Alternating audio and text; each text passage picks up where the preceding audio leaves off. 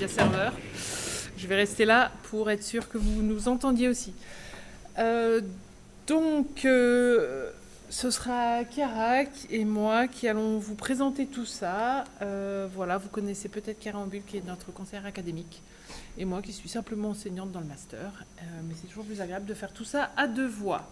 Donc les objectifs de cette formation, c'est vraiment de former des scientifiques dans le domaine de la santé et de préparer nos diplômés à travailler en entreprise. C'est vraiment les objectifs de la formation. Cette formation a été conçue avec ces objectifs-là au départ.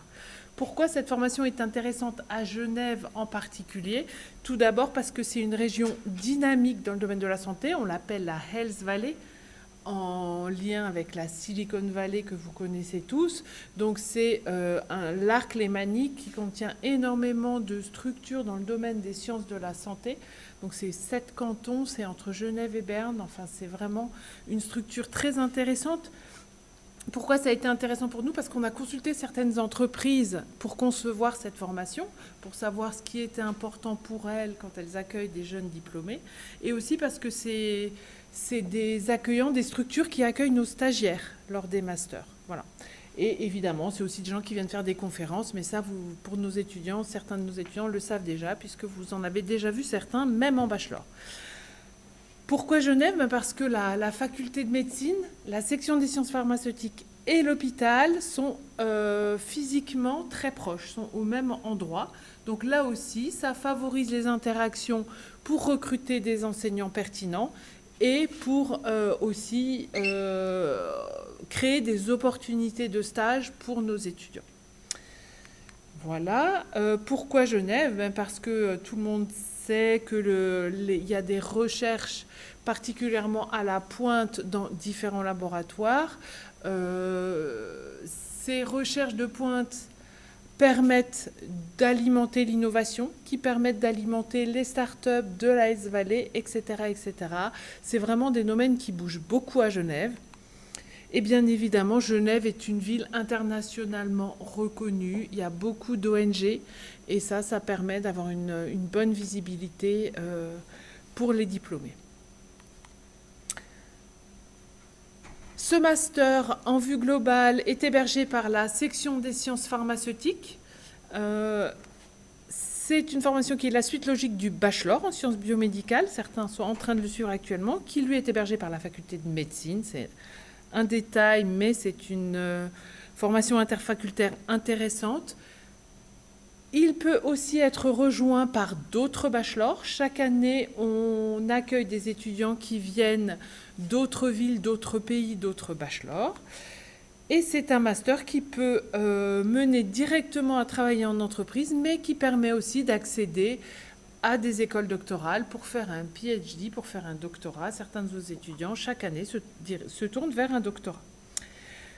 Comment est composé ce master? 2 années académiques, Master 1, Master 2. La première année, c'est des cours, des travaux pratiques. C'est à la faculté des sciences, principalement, à la faculté de médecine des sciences. Le calendrier suit celui de la faculté des sciences, donc ça a son importance pour ceux qui veulent se projeter. Et cette première année rapporte 60 crédits. La deuxième année, par contre, c'est plein temps des stages. On vous en parlera tout à l'heure. 2 à 3 stages à plein temps. Et ça rapporte également 60 crédits. Donc c'est un master en tout de 120 crédits. Le contenu de la première année, je vais essayer d'aller vite parce qu'on a déjà utilisé 10 minutes. Voilà. Donc la première année, c'est des cours, des travaux pratiques. Regroupés en 3 parties, 3 unités, mais 3 parties. Donc il y a l'unité découverte et développement, l'unité Research and Life Science et l'unité Law Ethic Management. Donc je vais vous détailler un petit peu tous les cours, mais très rapidement, en 1 minute par cours. Donc dans l'unité découverte et développement, il y a 4 cours. 2 cours en lien avec le médicament. C'est des cours qui sont en commun avec les futurs pharmaciens. Donc il y a les étudiants qui sont en master de pharmacie, qui sont sur les mêmes bancs. Et vous allez apprendre, donc le premier cours, c'est au premier semestre, vous allez étudier comment on développe un nouveau médicament, une nouvelle molécule, un nouveau candidat médicament, et comment on trouve de nouvelles cibles pour des molécules, donc vraiment la conception des médicaments tout au début, alors qu'au deuxième semestre, c'est un petit peu la continuité. vous allez voir les phases à partir du candidat médicament jusqu'à la mise sur le marché, en passant par la production, la qualité, les affaires réglementaires, quelques notions d'essais cliniques, etc., etc. Voilà. Donc ces 2 cours basés sur le médicament. Il faut savoir que l'industrie pharmaceutique, c'est vraiment un des débouchés majeurs de nos étudiants. Donc c'est très important. Ces cours sont vraiment centraux dans le master. 2 cours dans cette même unité qui sont en lien avec les dispositifs médicaux. Alors la direction l'EPIA, la haute école spécialisée qui forme des ingénieurs biomédicaux. Ils sont physiquement près du campus biotech, voire au campus biotech. Donc c'est des enseignants de ce campus biotech qui vous donnent des cours. Au premier semestre, vous allez avoir plusieurs cours qui vont vous décrire et vous apprendre comment fonctionne donc le principe de fonctionnement des dispositifs médicaux majeurs, comment ils font les mesures et quelles sont les limites de fonctionnement de ces dispositifs médicaux. Et au deuxième semestre, ce sera plus sous forme de petits projets ou TP. Vous aurez l'occasion de concevoir un dispositif médical en tenant compte des contraintes réglementaires. Donc, c'est un projet original que nos étudiants apprécient beaucoup. Donc, voilà pour cette unité en 2 mots. Je ne peux pas faire plus court. Pour l'unité Research and Life Science, là, il y a 7 cours. Vous noterez que j'ai noté les codes du cours. Vous allez dire, pas très intéressant. Intéressant si vous avez envie de vous y référer et d'aller voir dans Programme des cours pour voir le contenu exact et la description de chacun des cours. Donc ça, c'est pour ça que j'ai laissé les codes des cours. Donc, parmi ces 7 cours, on peut en regrouper 4 qui sont en lien avec la médecine de précision. Vous aurez l'occasion de travailler avec les méthodes expérimentales pour tout ce qui est médecine personnalisée, plutôt que précision, plutôt personnalisée, donc que ce soit les biomarqueurs, que ce soit dans le domaine du diagnostic, de la maladie, des soins ou de la prévention ou même du test des médicaments. Donc c'est vraiment complet et intéressant. Il y a plusieurs spécialistes qui interviennent dans ces cours. Un cours Food Science. Pourquoi les sciences de l'alimentation dans notre master? Mais parce qu'en fait, l'industrie agroalimentaire actuellement fait face à beaucoup de défis. La croissance de la population, les problèmes de santé, les problèmes d'écologie, enfin d'éco-responsabilité, les problèmes de sécurité et les problèmes de santé également. Donc il y a beaucoup de régimes et les consommateurs deviennent de plus en plus exigeants. Donc développer un produit alimentaire avec des allégations santé, ça ressemble beaucoup à développer un médicament en plus facile. Voilà. Nestlé fait partie c'est une grande entreprise, il y a beaucoup de sites en Suisse et sont demandeurs de scientifiques dans le domaine de la santé pour faire de la recherche, du développement de médicaments ou alors pour travailler dans la sécurité. On a plusieurs de nos étudiants qui sont allés faire des stages chez Nestlé. Un cours qui s'appelle Scientific Project Writing. Ce cours, il est en collaboration avec des chercheurs de l'Institut. Tout seul ou en binôme, vous aurez l'occasion de travailler sur des problématiques de recherche de chercheurs. Ils vont vous donner des publications et vous allez devoir d'abord les lire et écrire une revue. Donc, écrire une revue à partir de ces publications. Et ensuite, à partir de cette revue, une fois qu'elle sera validée par le chercheur qui vous encadre, vous allez devoir extraire une question de recherche et écrire une demande de fonds. Ce qu'on appelle un grant en recherche, donc écrire une demande de fonds. C'est assez compliqué, c'est des techniques particulières, mais c'est particulièrement utile dans le domaine de la recherche. Et ensuite, il y aura une soutenance orale. En général, c'est un cours, donc c'est beaucoup d'heures, hein, voilà, plus de 50 heures. Donc c'est assez demandeur, mais c'est une excellente expérience. Et j'ai mis ces 2 petites photos pour voir que les étudiants ont le sourire quand même à la fin, même si au départ, c'est assez impressionnant. La dernière unité, Law Ethic Management, qui est composée de 5 cours. Donc là, c'est un petit peu en marge de toutes ces matières très scientifiques qu'on vient de voir. Il y a un cours de droit. Voilà, c'est direction la faculté de droit. D'ailleurs, c'est ici. Le cours, il a lieu ici. Vous avez un cours de droit pharmaceutique qui est ouvert aussi aux juristes. Donc, c'est un peu challenging. Mais dans ce cours de droit, vous allez discuter, c'est sous forme d'études de cas pratiques, discuter de tout ce qui peut arriver dans le cycle de vie d'un médicament. Donc, de controverses ou de problèmes ou d'articles de loi en lien avec le développement d'un médicament. Un cours d'éthique, je ne sais pas si certains connaissent Samia Hurst, qui est une professeure d'éthique et médecin à Genève, qui est passionnante, qui accepte de donner des cours à nos étudiants, principalement sur la recherche sur l'être humain. Les essais cliniques, c'est des domaines où l'éthique est fondamentale et où a un rôle à jouer particulièrement important. Donc il y a des médecins, mais il y a aussi des scientifiques. Et vous, en tant que futur professionnel du domaine de la santé, il est important d'avoir des notions d'éthique, il nous semblait. Un cours d'économie de la santé. Je ne sais pas si... Donc il y a la pharmacienne cantonale qui est responsable de ce cours et qui donne elle-même quelques cours. Et dans ce cours, il est question de différentes problématiques en lien avec l'économie de la santé. C'est vrai que la santé n'a pas de prix, mais c'est cher. Donc, il y a beaucoup d'acteurs. C'est important, quand on est un professionnel dans le domaine de la santé, de connaître ces acteurs et de voir comment ça s'articule. Comment on définit le prix d'un médicament, par exemple? Ce n'est pas forcément simple. Il y a beaucoup d'acteurs. Comment on favorise l'innovation en définissant le prix d'un médicament? Ou pas, justement.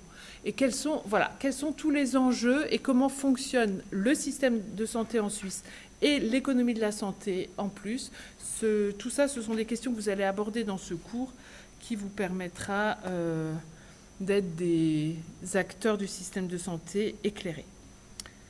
Un autre cours, prise de décision et gestion des risques. Alors ça, c'est en collaboration avec LabCorp. LabCorp, c'est une énorme entreprise internationale qui a une grande structure à Meyrin et qui accueille pour l'instant nos étudiants pour faire de l'analyse de risque, de la gestion du risque. Plutôt que de faire ça théoriquement sur un papier, ils vont le faire dans l'entreprise avec des outils réels. Gérer les risques, c'est quoi? C'est être capable d'anticiper ce qui peut se passer dans une entreprise, prendre les mesures pour donner le meilleur à ses clients, qui en l'occurrence sont souvent soit des pharmas, soit des médecins. J'en dis pas plus. Et enfin, le dernier cours, carrière biomène. Donc ça, c'est un cours, beaucoup d'heures, pas énormément de travail, mais qui vous permet d'avancer. Donc je passe un tout petit peu plus de temps parce que c'est un cours qui est un petit peu original et dont je suis responsable. Donc je suis ravie. Donc c'est un cours sur les perspectives professionnelles et l'accès à l'emploi.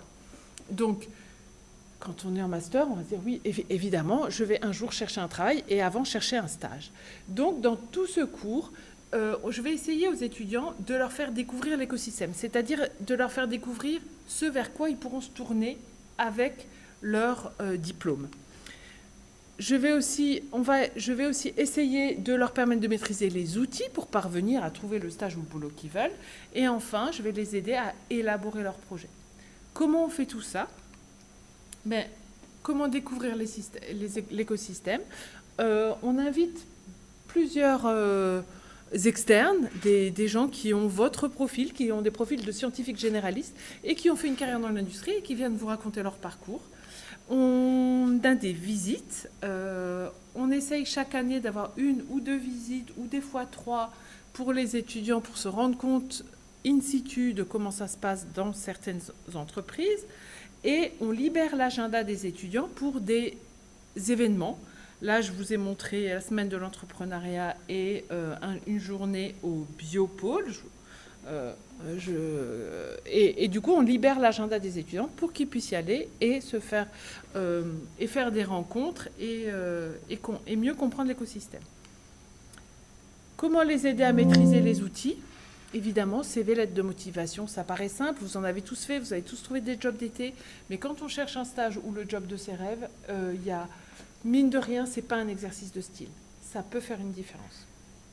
Entretien d'embauche, c'est le dernier moment avant de se faire embaucher, donc plutôt le réussir, avoir les bons conseils pour le réussir au bon moment et s'entraîner.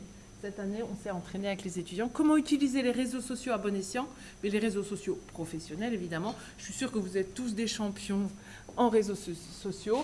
Après, le bon usage de LinkedIn, il y a quelques règles qu'il est bien de connaître, je pense. Et ensuite, d'autres séminaires, par exemple, l'accès au marché. Pour l'élaboration du projet, alors là, le grand challenge, c'est que chacun a des projets différents. Vous avez, je pense, compris que nos débouchés sont variés et divers, ce qui est génial. Ça vous permet de faire beaucoup de choses et ce que vous aimez. Par contre, des fois, c'est un petit peu anxiogène parce qu'on se dit, où est-ce que je vais aller? Donc, il y aura une phase de réflexion sur les projets et des projets de stage. Mais évidemment, on ne peut pas le faire en groupe, puisque vous voulez tous aller à des endroits différents et vous en êtes certainement à des degrés de réflexion différents. Du coup, on a mis en place un accompagnement personnalisé pour les étudiants pour élaborer leur projet de stage d'abord et leur projet professionnel dans un second temps. Et là encore, on libère certains jours pour que les étudiants puissent aller à des événements de rencontres de professionnels pour discuter, pour poser des questions et pour apprendre des choses. Donc voilà en gros pour ce cours de carrière biomède qui est, je pense, une chance pour les étudiants qui n'est pas offert en général dans les formations. Ah oui. Les examens, nouvelle diapo pour les examens. Donc les modalités diverses et variées. Comme d'habitude, vous avez l'habitude, soit lors de la session d'examen, soit en contrôle continu, c'est pas tout l'un, c'est pas tout l'autre. Et quelque chose qui est important, c'est que c'est soit en français, soit en anglais, soit les deux. Mais certains examens sont entièrement en anglais et il faut un certain niveau d'anglais pour pouvoir y répondre. Il ne faut pas que ça vous fasse peur, mais il faut juste le mentionner. Ok. Et je crois que j'ai fini. Merci. Donc là, moi, je vais vous parler de la deuxième année, qui est l'année qui est consacrée au stage. Donc, vraiment appliquer ce que vous avez appris en théorie pendant votre bachelor, pendant votre première année de master. Et donc, elle est constituée de 3 stages principalement. Donc, un stage en recherche, un stage en entreprise et un stage à option. Donc, je vais passer brièvement autour des 3 stages. Donc, le stage de recherche, c'est quoi? C'est un stage où vous allez réaliser votre projet de recherche au sein d'une équipe. Donc, principalement, c'est dans le milieu académique, mais il peut être aussi fait ailleurs. Et donc, il a comme objectif de vous lancer dans le développement d'une démarche scientifique rigoureuse, de appliquer un esprit critique sur votre projet, sur votre avancée, sur votre travail, appliquer vraiment ce que vous avez appris, soit dans des petits travaux pratiques lors de votre bachelor et master, mais sur une période plus longue, et gérer, analyser, interpréter des données scientifiques selon le stage que vous êtes en train de faire. Et ensuite, apprendre ou continuer à mettre en pratique la communication de vos résultats à l'oral et à l'écrit. Donc ce stage est très important pour vous en tant que futur scientifique dans votre profession future, mais c'est aussi un prérequis pour la plupart des programmes doctoraux. Donc si vous êtes intéressé par continuer avec un PhD, le fait d'avoir ce stage dans votre parcours vous permettra d'avoir accès. Le deuxième, donc voilà, donc les possibilités sont variées. Ça peut être fait ici à Genève, comme à Lausanne, comme ailleurs en Suisse ou à l'étranger. Donc c'est vraiment chaque étudiant qui va choisir son projet, choisir sa destination et voilà, trouver son propre stage de recherche. Et la même chose pour le stage en entreprise. C'est aussi un stage de 20 semaines, donc c'est 2 fois 20 semaines, où vous allez réaliser cette fois-ci un projet en entreprise. Donc une entreprise, ça peut être une start-up, ça peut être une grande industrie pharmaceutique, ça peut être dans n'importe quel métier que vous allez vouloir découvrir. Et cette fois-ci, vous allez acquérir une première expérience professionnelle, donc dans un milieu hors académie. Vous allez mener là aussi un projet personnel dans un environnement industriel, donc au sein d'une équipe multiculturelle ou pluridisciplinaire selon votre projet. Et vous allez pouvoir appliquer toutes les compétences que vous avez apprises dans vos années précédentes, donc en tant que communication, gestion de projet et de collaboration. Et vous allez affiner vos perspectives de carrière, donc définir est-ce que c'est le bon choix, est-ce que vous allez découvrir autre chose qui vous donne envie pour l'étape suivante dans votre carrière. Et là aussi, les possibilités sont variées. Ici à Genève, il y a beaucoup d'entreprises diverses et variées, mais sur l'arc lémanique, il y en a encore plus. Si vous êtes prêt à aller plus loin, voilà, les possibilités sont multiples. Et à nouveau, donc c'est principalement dans le cours de carrière biomède que vous allez commencer à définir votre projet et à aller où vous voulez. Et puis pour finir, le troisième stage, c'est un stage à option de 5 semaines. Donc ce stage il est principalement rattaché soit au stage de recherche, soit au stage d'entreprise. Donc on rajoute 5 semaines au stage de 20 semaines. Ou bien il peut être effectué à lui tout seul, comme stage de découverte. Donc c'est un stage vraiment beaucoup plus court, c'est 5 semaines. Et ici, il y a 2 exemples de 2 stages passés où les étudiants avaient fait un stage. À nouveau, ça peut être discuté lors de carrière biomède, les éventuelles options pour ce stage. Et donc, si vous avez envie de vous inscrire, qu'est-ce qu'il faut faire? Donc, il y a une période d'inscription, je pense que maintenant vous êtes au courant. Donc, il se fait via la plateforme. Donc, pour ceux qui sont détenteurs d'un bachelor international, cette période va de mi-janvier à la fin février. Pour ceux qui sont en détention d'un bachelor suisse, c'est de mi-janvier jusqu'au 30 avril. Selon votre situation, allez voir sur le site les conditions différentes. Donc, vous avez ici le site, et c'est là aussi au même adresse que vous pourrez vous inscrire. Donc, les critères d'admission. Donc, c'est un master qui a des places limitées. Donc, l'admission ne se fait pas automatiquement, mais c'est sur analyse de dossier et sur entretien. Donc, pour être admissible, il faut avoir un bachelor en sciences biomédicales ou un titre jugé équivalent. Il faut avoir l'excellence du dossier est analysée. Il faut avoir un très bon niveau de français et d'anglais, comme Anne a dit en amont. Il y a des cours en français, il y a des cours en anglais, il y a des examens ou des travaux pratiques à écrire en français et en anglais, etc. Et une autre chose qui est analysée, c'est la cohérence entre votre motivation, les perspectives et la formation. Donc, juste quelques informations pratiques pour que vous ayez les liens. Donc, sur le site des sciences pharmaceutiques, vous avez des descriptifs du master. Donc, vous aurez toutes les informations nécessaires, que si vous avez besoin de plus d'informations. Vous avez aussi une idée du calendrier. Donc, si vous voulez voir à quoi ça ressemble votre cursus de master, vous avez ici le lien, où vous le retrouvez aussi sur le site ISPSO. Pour tout ce qui est la liste des cours, donc dans les slides précédentes, vous aviez les codes, mais si vous allez sur le site de la liste des cours de l'Université de Genève, vous pourrez retrouver les sciences biomédicales, le master, et vous aurez tous les cours qui sont listés. Et si vous avez des questions spécifiques, vous pouvez aussi contacter l'association des étudiants en sciences biomédicales, et dont vous avez l'adresse ici.